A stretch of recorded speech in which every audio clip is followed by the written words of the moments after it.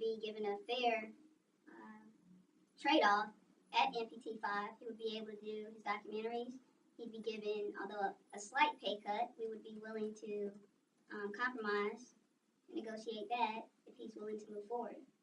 Prior to us establishing and negotiating or agreeing in negotiation terms, we just want to clarify some concerns that Mr. Thomas has with his departure from your company. It seems to say that since your new administrative staff has come along, Mr. Thomas has noticed some changes in his environment, more so. He felt more so that he's been discriminated against, and we wanted to give you guys an opportunity to clarify the feelings he's having before we make this, move forward with my client. In the past, he's been very open against concerns with his appearance, so he wants to know what has changed so drastically since you guys taken office, and what information you guys have to supplement that this is the appropriate remedy for your dwindling numbers. Sure, we completely understand Mr. Thomas's position. However, discrimination is such a strong word, but I will let the management go ahead and speak to you about the studies and things that was conducted. Well, my idea was to hire a team consultant. A team of consultants, and they found that our viewership found that Mr. Thomas's appearance was more distracting, and they felt that he is not performing. We feel that due to that he's not performing well. Our business is all about cosmetics and appearance, and if our viewers do not feel that he is where he needs to be, we need to honestly, in our money-wise, we need to find someone who's entry level and 30% less. And as noted, Mr. Thomas is actually receiving a higher salary than what entry level reporter would receive at this point in time. And I agree with that, the entry level, but you have to also notice that entry level reporters have accomplished. They're not bringing as much to your station as my client who's already established and has won an Emmy, might remind you, for your television station audience here. So we have concerns that under Title VII, and that we just want to make sure that HRE perspective with all this, we just want to make sure my client, you guys are in legality, that you aren't violating or infringing any laws here. So we want to see, I see that you guys provide studies, but the legitimacy of your studies, we found to poke some holes in that at the same time. The same time your study conducted, it does show a shift in management which occurred. So that leadership change could explain why your viewers have to dwindle down. We've also noticed that you guys have not kept in touch with technology as well. So some of the things your competitors are doing, you guys aren't doing that. So we want to know what directly makes you believe that my client is a cause for your numbers, besides the study completed. What else do you have to substantiate this to be the best move for my client in the long term? Well, my HR director found the BFOQ in this case, so I'll let her explain that. Okay. Well, it sounds like your main concern is that the validity and reliability of our study, that it wasn't reliable, is what you're saying. However, I can't speak to that, but I can speak to, within our contract, we do have an appearance clause. So that's one of the BFOQs that we do have, and Mr. Thomas's appearance has seemed to have dwindled. And when I say dwindled, I mean the makeup, his cosmetic look is very distracting. It's somewhat of not holding up to his contract.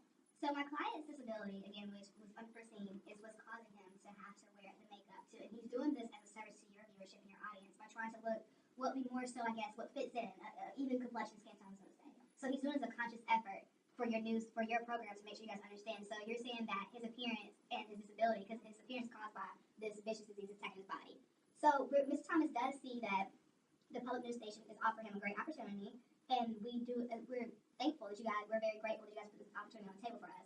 We just want to ensure that the long term, my client's financial stability of the long term is going to be met. And by that, my client has recognized that there are some great benefits, but there's also some cons in this too that we have to look into.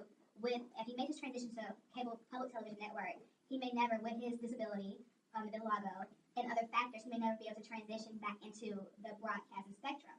So that's for a major news network. So we want to make sure that we're on the same page, and you guys are offering us terms that we can feel comfortable with going forward. And since this is more so, because in our eyesight, I'm not a lawyer by all means, so what I do feel is that my client does have a case for discrimination. But since he's been through a lot and he accepts that, you guys are going to sever this tie, he's willing to go and just be a mutual manner. But we want to make sure that he is going to be comfortable in his lifestyle once he departs based on what you're setting for the company. Well, me and Ms. Askew have actually discussed this, and they're actually willing to offer a 15%. Yes, 15%. And we're actually offering another 50% to supplement that for a 5-year term. Do you have any other terms that you would like to discuss? Well, yes, because we've noted that after 5 years that he will have a significant drop in pay. Because, as I believe, 69% of your funding comes from your donorship, basically. Right. So you don't have advertising. So your company, Fox 2, has a broader base, and you have more monies to pay your individuals. Now, whether you want to pay them that amount of money is your prerogative, but we just want to throw it out there. So, and we propose that you guys, we do 9 years, and where you compensate his salary, where you subsidize his salary, matching what the public cable channel is proposing. In addition to our Emmy Award-winning journalists, will provide you with 2 documentaries. And then on those terms, he's willing to go peacefully and not say anything derogatory or defamatory towards your company, and we would do a press conference so we can address this as a whole. So it won't come out looking as though we were bullied out of our position, and we'll just make sure everyone wins on the outcome outside of this.